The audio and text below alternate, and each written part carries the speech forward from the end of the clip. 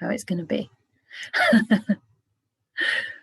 So I thought we'd start this afternoon by reflecting on forgiveness and the meaning of forgiveness as a complementary quality, another aspect, if you like, of patience, really. And of course, patience is very helpful in the forgiveness process too, because we can't always forgive our own or others' mistakes, things that have happened in the past. We can't always just let it go straight away. It is possible, but it's harder than that for most of us. So as I said earlier, the forgiveness is an aspect of letting go. You could see it as a type of renunciation. And of course, you have to be wise about what you renounce in life. So we renounce the things that hurt us. We renounce the things that are no longer serving us to hold on to, right? We renounce those resentments, grudges, hard feelings from the past, or at least we can develop the intention to renounce, yeah?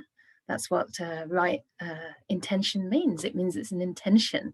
So we can't perfect it overnight. And forgiveness also involves a lot of metta and a lot of compassion, the other aspects of the right intention of the Eightfold Noble Path. And as I said, it's strengthened by understanding causality, that we are a product of causes and conditions of all our past experiences in life. There's a very lovely quote that I read. Have I written it down somewhere? Sure, I wrote it down. And I think, yeah, here it is. It really helps me to understand how we are just a product of our conditioning. And this is about trauma, but you could actually replace the word trauma simply for conditioning. And this is by somebody called Resmaa Menakem. I didn't have a chance to look who that actually is. But they say trauma decontextualized over time looks like personality. Trauma in a family decontextualized over time looks like family traits. Trauma in a people decontextualized over time looks like culture. But as I say, you could replace that with conditioning. Conditioning decontextualized in a person, in a family, or over time in people looks like personality, family traits, or culture, right? And I think this is very liberating, because it sort of implies to me that if we would have had similar situations happening in our life, we may be just like that person. Maybe a person who we can't understand, a person who we can't forgive. You know, sometimes we can see in the news terrible things happening all over the world, and we think, how can people behave that way? How can there be so much delusion and hatred in the world? But we don't know how these people have been brainwashed, have been conditioned, have been instilled with fear. So when we understand that, I think the process of forgiveness becomes fairly easy, because we know that people are basically trying to do the best given the conditions that they're in. Even people, involved in genocide, sometimes they actually think they're doing the right thing. Of course, this is great delusion, because they're really missing the fact that they're harming so many beings and harming themselves. But sometimes the conditioning is so strong that we're conditioned to see our fellow human beings as threats or even as terrorists, right? I read of one military member in Myanmar, and he actually defected, having realized, the massive harm that's being perpetrated on peaceful protesters. And he said that they are conditioned, they're brainwashed by the leaders of the military to perceive the peaceful protesters as terrorists. So you can see how this gets very complicated. And now some of the peaceful protesters are joining the ethnic armies. So they are then going to be, in the eyes of others, and actually in reality, terrorizing some other people.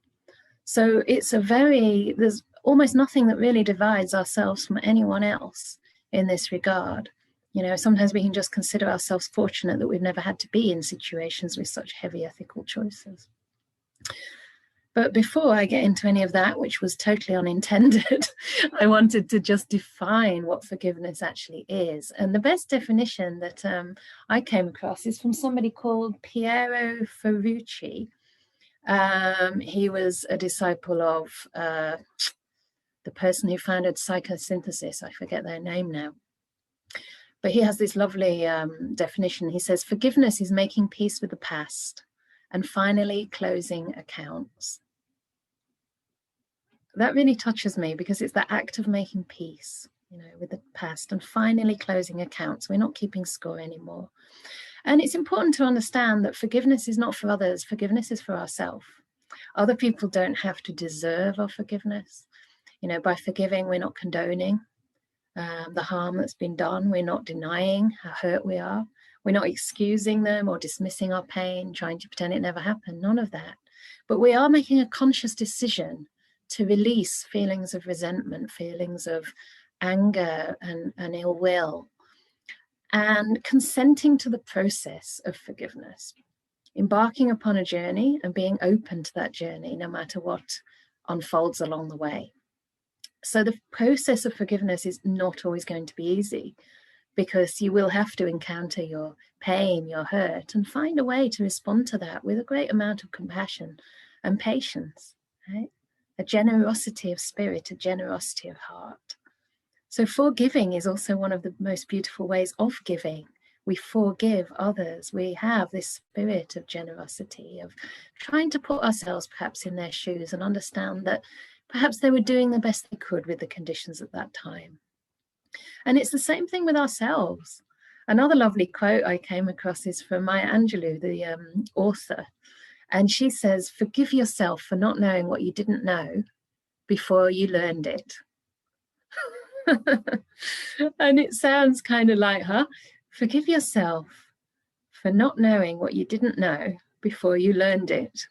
How can you know it before you've learned it?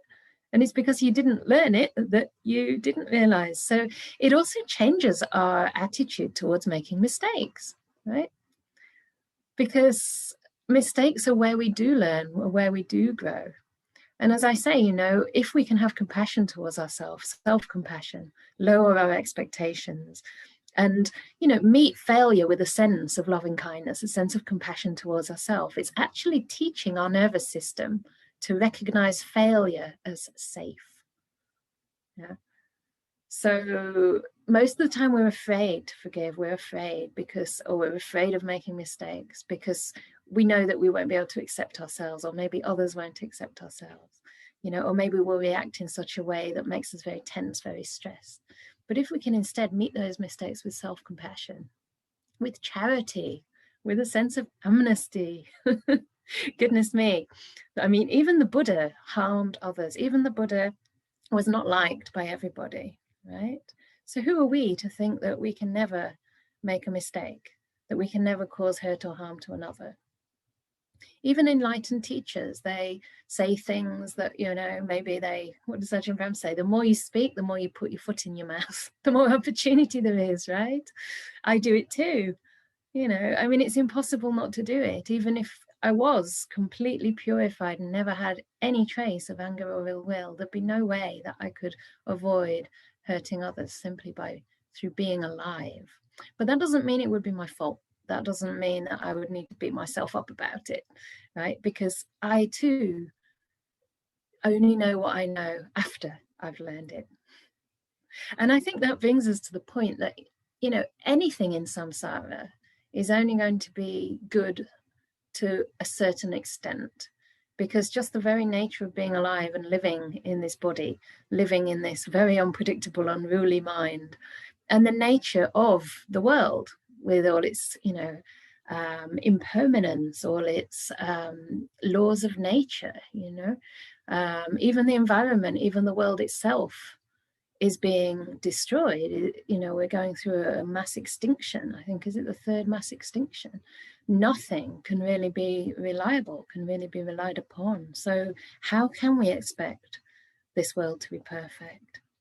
And for me, certainly one of the impulses or things that, I don't know, it's hard to say, because I think ordaining is a calling. Like, I can make a story about why I ordained, but to be honest, it was a calling from the heart. But I do know that I went through a logical process of trying to look into the world and say, is there anything here that I can really do something with? Is there really anything I can make out of samsara, if you like? And to me, it looked as though we can only really have happiness to a certain degree. because ultimately we're going to lose those we love. We're going to meet misfortune. Even if we have a perfect life, perfect marriage, perfect job and family, which I don't know anybody who has that, even then we're going to be parted at death.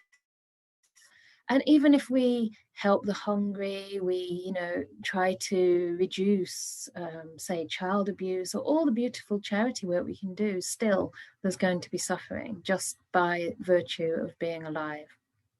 And that is in no way meant to say that we don't do our best. We do our best to help relieve suffering wherever we see it.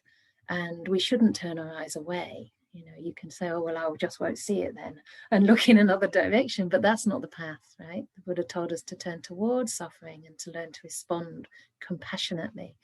But for me, it was like very clear that a total end of suffering would come by actually getting out of samsara, getting out of this repeated cycle of birth and death. If that doesn't resonate for people here, because you're not monastic, so perhaps you wouldn't go so far, but even this idea of the cycle of birth and death can be interpreted in different ways. The Buddha was very clear in saying that this means physical birth, physical death. But even in our lives, we go through phases, we go through cycles. We might get depressed, then recover, then again get depressed again, and then find a little way out. So we're going through these cycles all the time. And eventually, I think, there comes a point where we realize that the only place I'm going to find true happiness is deep inside. It's through purifying my mind, through trying to overcome, eradicate, to whatever extent we can, this greed, hate, and delusion within ourselves. Yeah. But that doesn't negate the fact that in that process, as we're purifying our mind, we can do more and more good. And that's the other meaning of life for me. So samsara is not perfect, but while I'm here, as long as I'm here, I can do the best I can. And if I can forgive my mistakes, it makes me a lot more courageous about what I'm willing to attempt to do. Yeah. If you can only try to do things where you're assured of success, then your life is going to be very limited, very diminished in many ways. So overcoming resentment towards ourselves requires a lot of self-compassion. There are all kinds of practices on self-compassion, which involve meeting our pain, meeting our suffering with an open heart, and actually wishing for ourselves, may I be free from suffering. Realizing that is possible, that freedom of suffering is something we deserve and something we can actually experience. And then, of course, overcoming resentment to others is something that many of us will be struggling with or working with a lot of the time, because there are people in our lives who we feel a natural affinity towards. There are others who we simply don't get along with and find it difficult to find any good in them. Sometimes it's those people who are so dear to us who, when they do harm us, the resentment goes even deeper. If you're hurt by somebody who you're really close to, that can be very hard to get over. And the Buddha likened this resentment and ill will to kind of boiling water.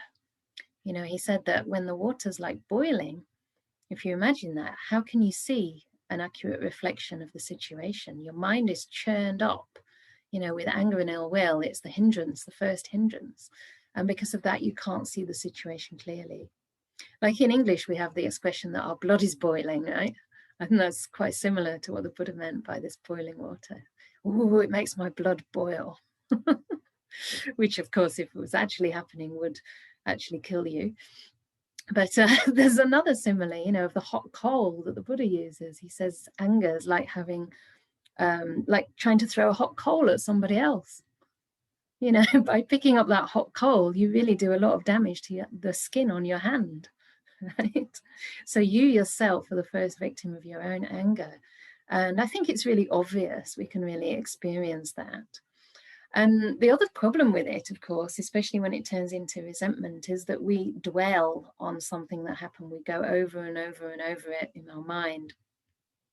Also in the suttas, there's, I'm not sure whereabouts it is in the suttas. It could be in the Anguttara Threes, but the Buddha says that there are three kinds of people.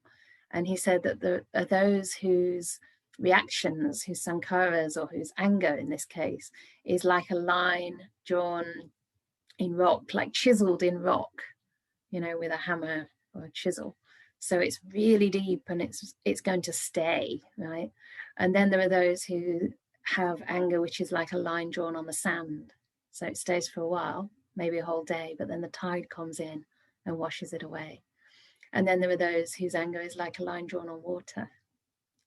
I'm not sure if he said water or the sky, actually, but I think probably water, because it's a matter that you can sort of separate, but it just immediately comes back again, right? So you can't, it doesn't last, basically.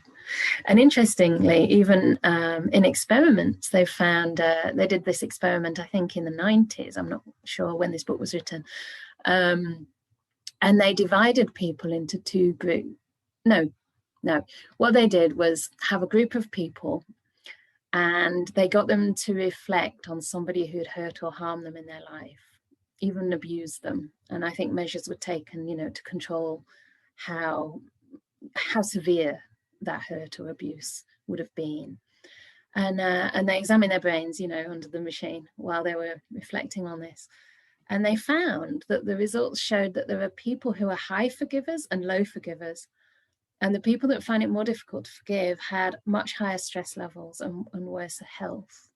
Whereas the people who could forgive easily, more easily, or at least embark on the journey of forgiveness, they had less anxiety, less depression, and much better health. So I like these kind of findings because it just confirms what the Buddha was saying all along. And it's something that in a way is very obvious, right? We can feel when we're getting upset that our heart starts to pound. Even sometimes it just hurts. I noticed recently I was feeling hurt by something and I was meditating and sort of feeling my body, feeling my chest area. And there was like this hollow sort of sensation in my chest, almost as though I'd been punched. And then when I realized that, I just, gave myself a lot of compassion. And I was like, okay, this is the sadness monster, like a big fuzzy wuzzy sort of muppet or big bear. The sadness monster's come to see me. And, my job here is just to allow them to stay for a while, as long as they want, let them in. So then everything around you, that softens, the body softens, the feelings soften, and sometimes there may be tears or a sort of melting away of something that could potentially turn into a hardened state of anger. Because when we resent and we just churn it up constantly in our mind, we're actually building suffering. We're constructing suffering, the way you would construct a building. Putting a brick on and making a really strong foundation, and then all the stories and the thoughts around what happened just build that building higher and higher. So in the same way, forgiveness is actually the opposite. It starts to deconstruct and it really softens the mind. One of the most amazing things I've seen around forgiveness was a video I saw a while ago. There was somebody in America, I think it was a young boy, and he'd got involved with the wrong crowd, as can happen, right? That terrible conditioning of when we're not surrounded by spiritual friends, but we're surrounded by people engaging in wrong things. So he got in with them, and it led to the murder of another young man who I think was a Muslim. And they went to court about it, and it was just such a moving clip. I wanted to find it for you before the session, but I didn't have time. You might be able to find it on YouTube. But basically, this family, with the boy who'd murdered, and the family of the murdered boy, the father was a devout Muslim, were meeting there in court. And the father of the murdered boy basically said, "I forgive you. I forgive you, you're my son," he said to the murderer of his own son. And then that person actually went up to him and he gave him a hug. They embraced, and the families were crying, feeling so incredibly moved. And it's just extraordinary, isn't it, that, such things can be forgiven. And the wisdom that goes along with that, realizing that, holding on to that anger doesn't serve anyone. It's just going to spoil your life. My mom told me a story recently, actually, about somebody who's, again, a murder. I think their daughter was killed. And for 40 years, they were trying to fight for justice, this word fight for justice. And basically they said it would ruin their life. And they kept saying, you know, only when justice is served can I forgive. And that didn't happen for 40 years. So in the meantime, that person has literally, you know, wasted their life. And who knows if the justice in the end will really change the course of that person's mind. So it's very difficult. And I'm not saying forgiveness is easy. I'm not saying I have any clue what that kind of suffering is like, you know. But I read a really lovely book by Desmond Tutu and his daughter Umpo Tutu. I hope I pronounced the name correctly. But in there it talks about a process of forgiveness and talks about 4 stages. So I thought I'd share those with you because it might be of interest and of help in your own journeys. And it really shows how this process of forgiveness is an intention that requires, as I say, courage, it requires patience, but it also requires a lot of honesty, a lot of integrity, and being honest to your own pain, your own hurt. So it starts by telling the story. This is number 1, tell the story. So we don't suppress what happened. We talk about it, we get it out, you know, even the most terrible things, because it helps us make meaning of what happened. You know, it stops us just pushing it under the carpet. And in that telling, there's already a healing process happening. And the telling of the story starts to change the story over time. You may remember different details. You may be able to frame things differently, frame your own position in that differently. And then the second step is called naming the hurt. So we name the hurt, how it hurt me, and really do it, you know. I think as Buddhist practitioners, as Dhamma practitioners, we can go one step further than naming the hurt and actually start to gently come in contact with it. But I do want to say again, this is where the aspect of gentleness is so key. Gentleness as a part of patience. Yeah, patience involves gentleness.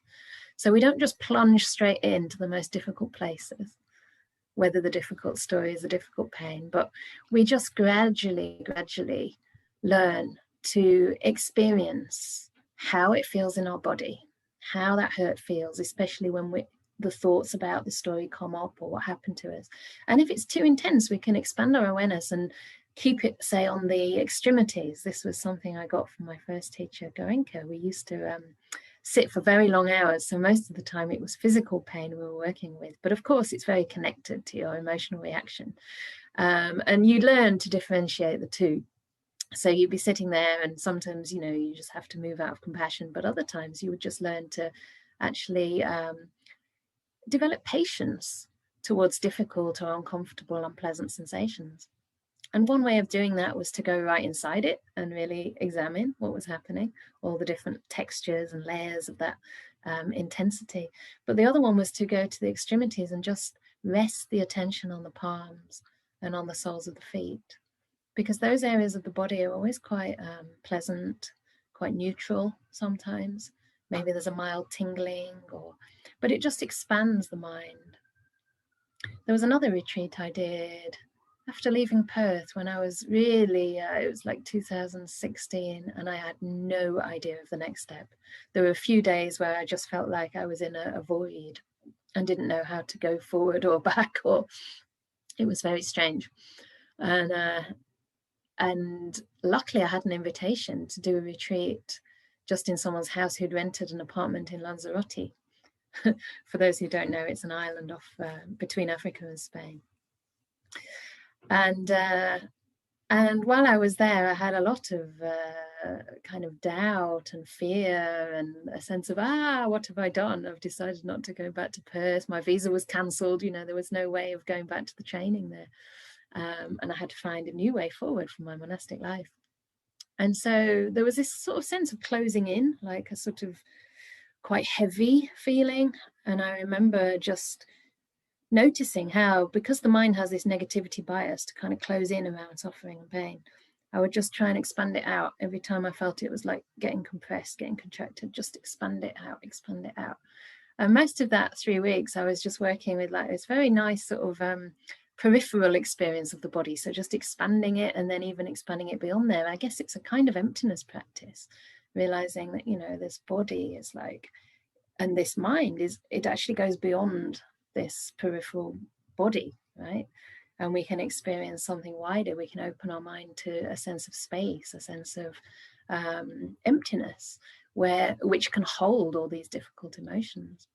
And by the end of that 3 weeks, my whole energy was completely different. It was really extraordinary. I could feel totally different, and my family responded to me very differently. And from there, I felt like I almost had this clear path ahead. So lots and lots of energy freed up to go into the starting of this project. So this forgiveness, it really softens the mind, and we need that softness to come in contact with the pain. And then the third step in the forgiveness process is called granting forgiveness. So obviously that's the bit that we all want to get to. But as I say, it's a journey, it's a process. You may never get to that point, but at least you can have the intention, may I learn to forgive, may I learn to forgive. May I be open to the forgiveness process. Yeah. May I be patient and allow it to take its own time. So the granting of forgiveness is, it says in this book, it's like you step out of the victim mode. You know, they hurt me, they did this to me. In the Buddha's text as well, the Buddha said, oh, there's this way of thinking. They abused me, they, violated me. And such a way of thinking only increases the pain, increases the hurt. So we step out of that victim mode and into the heroic mode, the hero who is able to put things down, not the hero who's able to attain and get a goal, or, say, yay, I'm sitting through pain. I'm going to get into the jhanas today. That's why I came to this retreat. That's not heroic. That's egocentric, goal-oriented craving, actually, in many ways. But the heroic effort is to actually let go, to put things down, and to have the courage to do that, because sometimes we do create a sense of self, even around the things that have hurt us the most. I am the person that struggled, that had a terrible childhood. I am the person who was abused. In a way, that's true. But in another way, you're not a fixed person. Abuse happened. But you can start to step forward into a different interpretation, a more heroic mode. Right now, right this minute, we're not being abused. If anything, it's our own minds that torment and torture us, right? So this is really the issue. So we start to take some kind of agency, autonomy again for our life. But again, it's hard to use those words, because in Buddhism, we're not claiming that we can control our life, but we do understand that our response to what happens and to whatever's arising influences the direction of our life. It influences whether or not we're moving towards the wholesome states increasing, or we're moving towards unwholesome states just manifesting and increasing in our minds. So that's always the guideline, really, with right effort. It's not about how much effort you make, but which direction is it taking you in. And then the last step in this fourfold forgiveness process is to either renew or release the relationship. So this is, of course, about somebody else. We can't, I guess we can renew and release the relationship to ourselves as well, actually. We can renew it. We can decide to treat ourselves differently, right? But we can't really release it unless you want to completely change your relationship overnight. We have to live with ourselves. But in terms of other people, I think it's important to understand that forgiving somebody doesn't mean you have to invite them into your life. Ajahn Brahm has this nice phrase, loving the tiger at a distance. And I think that distance is so, so, so important, especially when people have really hurt and harmed us. Yeah. There's somebody in my life like that, and it's 10 years, 11 years now since we met. Largely circumstantial too, but I'm not quite ready, I'm not quite ready, and I don't know if I need to be, because my process has already happened, or it's continuing. I think a large part of it has been achieved, and that happened mainly through the practice of loving kindness. And not interestingly, it wasn't even loving kindness directed to that person. It was just general loving kindness that eventually started to include her too, spontaneously. So the Buddha says that the 5 ways of overcoming resentment are basically loving kindness, which is the antidote. If that doesn't work, we use compassion. Yeah. So we can understand that, okay, this person struggled in their life, they're also suffering. Instead of judging them, we can try to put ourselves in their shoes. And also compassion to ourselves. May I come out of this pain? Or may I first of all meet this pain with kindness? Yeah. And then, so loving kindness, compassion, and then equanimity. So as usual in the Buddhist text, you start with the first one. If that doesn't work, try the second. Yeah, so sometimes equanimity is all you can do. You're not going to develop fuzzy wuzzy feelings towards this fuzzy wuzzy big giant monster of pain. But you can be, you can develop a sense of acceptance, a sense of equanimity, whereby you can feel that, you can take the distance that you need, take the space that you need. And then the 4th one is interesting. It's to actually, it says in the suttas, the way it's translated is to ignore the person. But I kind of think of it more like not giving them undue attention. And I can really relate with that in terms of things like reading the news. How many of these stories do you want at the forefront of your mind? Because we talk about spiritual friendship and the importance of wise friends, but if you've got, the TV on with some type of politician's face blaring out and saying horrible things, destructive things, then you're associating with that person for that time. You're in the company of that person, and they do affect your mind. We can see that happening, right? Depending on the way people in leadership positions may speak, or the way they may, engender fear or hatred of others. So we have to be careful with that and selective. So turning our attention away from something that's difficult or traumatic and towards something more wholesome and supportive for us. Yeah. So again, it gives you permission not to see the person who's hurt you so terribly. Sometimes people write into myself or to Ajahn Brahm and they say, I'm in an abusive relationship, but I should forgive them. I should make peace and be kind to them because they don't know what they're doing. Shouldn't I? Shouldn't I be loyal? And I just think, gosh, the first question really is, am I at risk of harm? And, you need to protect yourself, first of all. This is the most important thing in life. And of course, it's not always safe to leave a dangerous situation, but to try to create the conditions so that it is safe to do so, if that means protecting yourself or maybe protecting your children. So we don't have to put up with terrible behavior, and we shouldn't feel that we have to be sort of stronger than we are, right? Maybe some of us are really, really sensitive people, and we just get thrown and too affected by even people who become mildly angry, and we have the right to choose. We have the right to choose who we associate with. So, and then the last one in the Buddha's 5 is that if none of those apply, if none of those really help, to apply the law of karma. So to understand that beings behave the way they do due to causes and conditions, and they will reap the results of their deeds.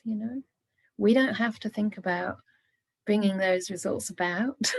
We don't have to be the ones who deliver their karmic results, through seeking revenge. Usually if somebody has intentionally hurt or harmed another, they already suffer, whether they know it or not, and they are going to suffer more in the future. So reflecting this way can also help to bring a bit of objectivity and perhaps even engender some compassion to arise. So I wanted to obviously talk about forgiveness in the meditation process as well. And it might be easiest just to do that through some practice. But the basic idea, as I say, is one of letting go and making peace. So forgiving our body, first of all, for being in the condition that it is. It might not be perfect. You might have some kind of diseases in there, or you might have a body that would love to sit for 3 hours, but it'll only do 20 minutes. But can we forgive our body for that? Can I forgive my right hip, which is always in a bit of an uncomfortable position on this Zoom cushion, and it starts to ache? I notice that if I start to fight with that, you know, I just create a sort of solidified sense of throbbing or pain in the hip. But if I can just forgive it and say, oh, you're okay, you're doing really well, then it's like my hip goes, oh, thank you so much. And it just softens, you know, and the pain just starts to dissolve. It's not really bad pain, so don't worry about my hip. And then just making peace with the moment. This is your moment. Yeah, this is your special moment. It's come to see you. It wants to know whether it's welcome or not. So even if it's not perfect, even if it's a bit kind of sickly or a bit grumpy, whatever that moment looks like, this is come to see you. And the present moment is so often rejected by us, you know, it's got a kind of complex by now. It thinks, oh, I don't know if they're going to accept me or not. So can we just forgive this present moment and say, oh, it's okay, my friend, you're welcome, you know? It's like a mother. She might have two children, and one of them's kind of really well behaved and conscientious, and the other one's quite mischievous and naughty, or perhaps the other one's just more melancholic in nature. Whichever child is in front of that mother, she's going to give them the same loving kindness, the same care, right? And those children's moods are changing constantly. So in the same way, like if you imagine these little moments coming in when you close your eyes and you meet that present moment, it's like a child coming into your mind saying, you know, how are you going to treat me? So can we forgive that moment for being the way it is and be patient and kind to it? So let's get into some meditation, shall we?